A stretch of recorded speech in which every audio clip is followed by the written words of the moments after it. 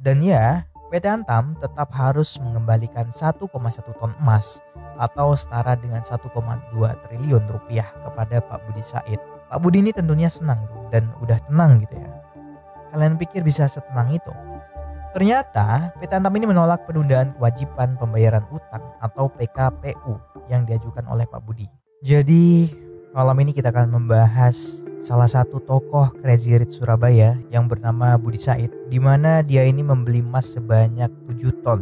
Pada dasarnya tidak ada masalah ketika seseorang Crazy Rich memutuskan untuk membeli emas atau berinvestasi dalam bentuk kripto atau Bitcoin. Dan hal ini pun sudah lumrah bagi orang-orang. Bahkan tidak sedikit orang kaya yang mengalokasikan dananya ke berbagai aset seperti properti, termasuk emas atau aset kripto.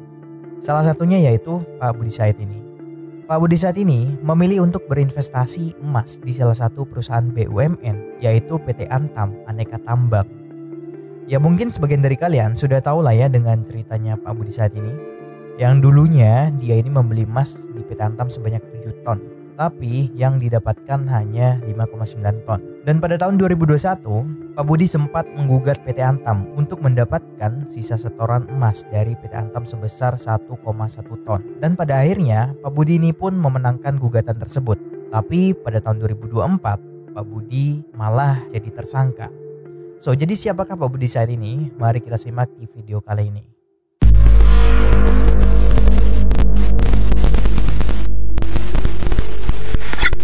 Pak Budi Said merupakan seorang pengusaha dan konglomerat yang memiliki jabatan sebagai Direktur Utama di PT Trijaya Kartika Group. Sebagai seorang pengusaha dan konglomerat, dia memiliki beragam bisnis dan investasi di berbagai sektor, salah satunya emas dan properti. Jadi, PT Trijaya Kartika Group ini merupakan perusahaan yang bergerak di bidang properti yang bermarkas di Surabaya, di mana PT ini membawahi properti mewah seperti perumahan mewah, apartemen, sampai plaza. Salah satunya adalah plaza yang cukup populer di Surabaya, yaitu Plaza Marina. Plaza Marina ini dikenal sebagai pusat perbelanjaan yang populer dengan konter handphone terlengkap yang ada di Surabaya. Kantor perusahaan dari Pak Budi ini berada di puncak Marina Tower. Selain itu, seperti yang dikatakan tadi, Pak Budi Said ini memiliki perumahan mewah seperti Kertajaya Indah Regency di Sukolilo, Taman Indah Regency di Geluran Sidoarjo, dan Florencia Regency di Gebang Sidoarjo.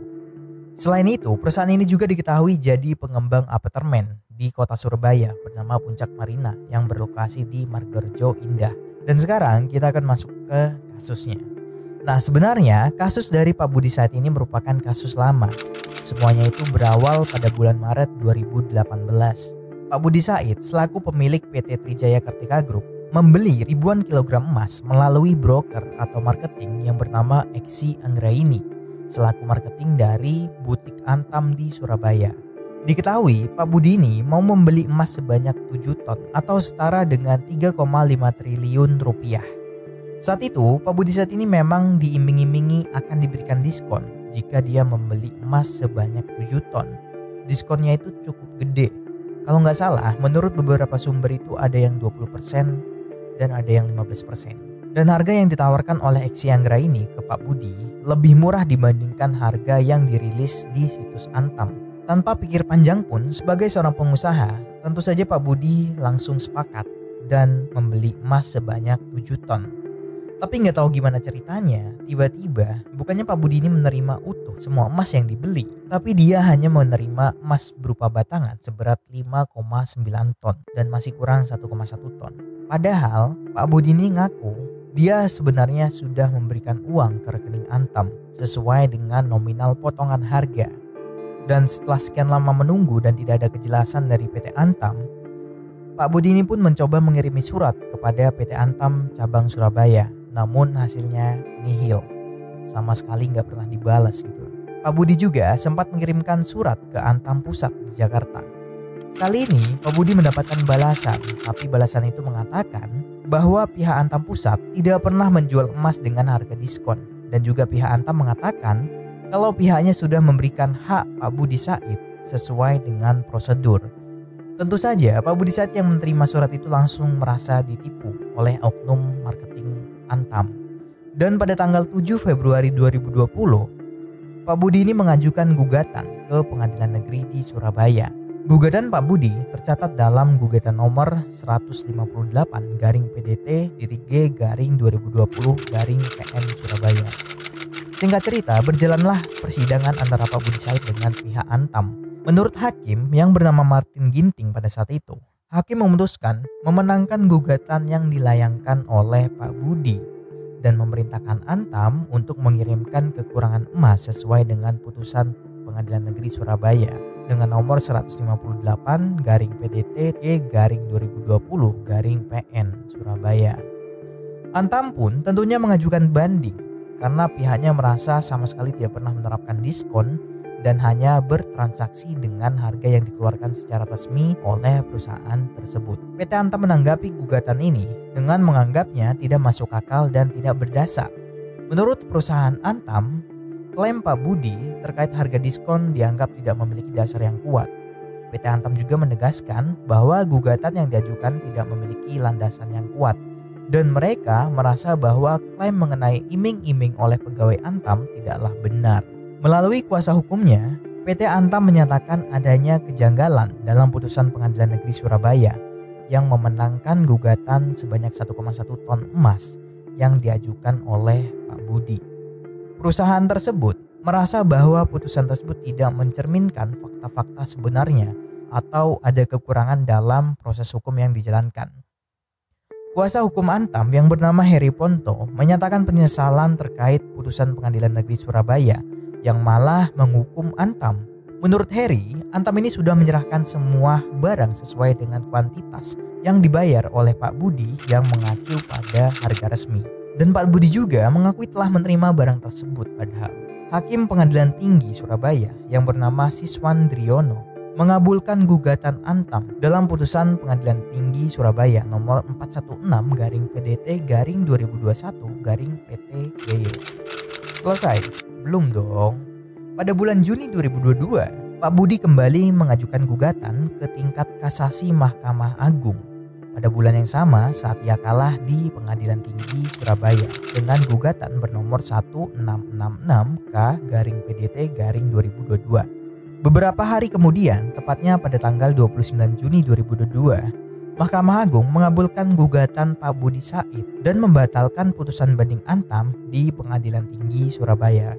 Selesai? Belum juga ternyata. Pada bulan September 2023, Antam ini kembali melawan dengan meminta peninjauan kembali atau PK. PT Antam belum menyerah dan mengajukan peninjauan kembali. Hasilnya pun tetap dimenangkan oleh Pak Budi. Dan dengan ditolaknya peninjauan kembali yang diajukan oleh PT Antam semakin memperkuat Pak Budi, terutama setelah sebelumnya memenangkan kasasi di Mahkamah Agung yang telah berkekuatan hukum tetap dan ingkrah. Dan ya, PT Antam tetap harus mengembalikan 1,1 ton emas atau setara dengan 1,2 triliun rupiah kepada Pak Budi Said. Pak Budi ini tentunya senang dan udah tenang gitu. Kalian pikir bisa setenang itu? Ternyata PT Antam ini menolak penundaan kewajiban pembayaran utang atau PKPU yang diajukan oleh Pak Budi.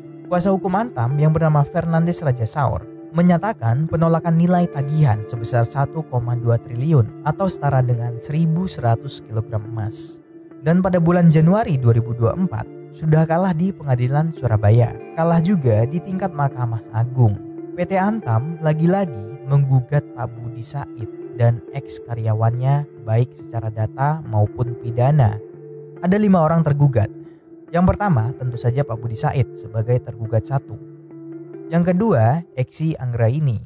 Yang ketiga, Endang Kumoro. Yang keempat, Misdianto. Dan yang kelima, Ahmad Purwanto. Keempatnya, selain Pak Budi Said, merupakan mantan karyawan Antam yang membuat perusahaan BUMN cukup mengalami kerugian.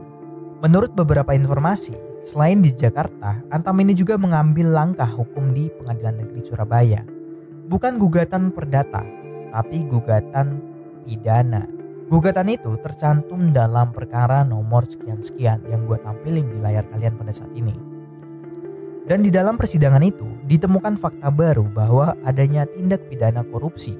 Dan yang lebih mengejutkan lagi, Eksi Anggraini mengaku kalau dirinya disuruh oleh Pak Budi memberikan hadiah ke oknum-oknum karyawan Antam gitu ya, atau gratifikasi bahasa gaulnya. Sedangkan versi dari Kejaksaan Agung, dugaan keterlibatan Pak Budi Said bersama sejumlah orang dalam kasus yang merugikan perusahaan Antam menunjukkan adanya permasalahan serius yang melibatkan pihak-pihak terkait. Kejaksaan Agung menduga adanya keterlibatan Pak Budi Said bersama beberapa oknum pegawai Antam dalam rekayasa transaksi jual beli emas. Modus yang diduga adalah menjual harga di bawah harga resmi dengan alasan seolah-olah Pak Budi Said ini mendapatkan harga diskon dari pembelian emas batangan dengan jumlah besar. Menurut keterangan dari Direktur Penyidikan Jampitsus Kejaksaan Agung yang bernama Kun Tadi, ia menyatakan bahwa pihaknya menaruh curiga terkait pembelian emas Antam oleh Pak Budi Said selama proses persidangan di pengadilan. Saat itu, Pak Budi Said ini membeli emas dengan harga miring seolah-olah lagi ada diskon dari Antam.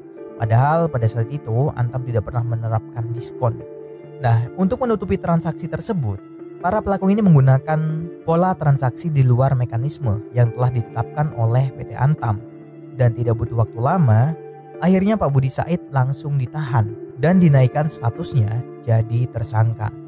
Dalam kasus ini, Pak Budi Said bisa dikenakan pasal 2 ayat 1 dan pasal 3 JO pasal 18 Undang-Undang RI nomor 31 tahun 1999. Sebagaimana diubah dan ditambah dengan Undang-Undang nomor 20 tahun 2001 JO Undang-Undang RI nomor 31 tahun 1999 tentang perubahan atas Undang-Undang RI nomor 31 tahun 1999 tentang pemberantasan tindak pidana korupsi JO pasal 55 ayat 1 ke 1 KUHP. So, jadi ya namanya crazy rich ya, bebas lah ya.